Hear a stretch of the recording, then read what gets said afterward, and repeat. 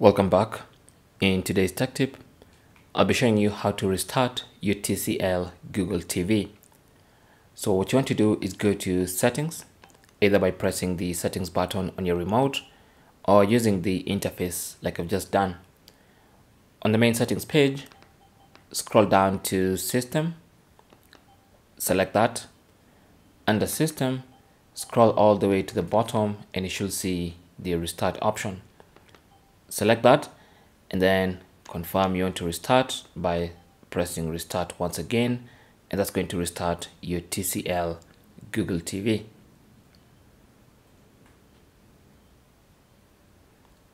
Thanks for watching. Comments and questions down below, and good luck.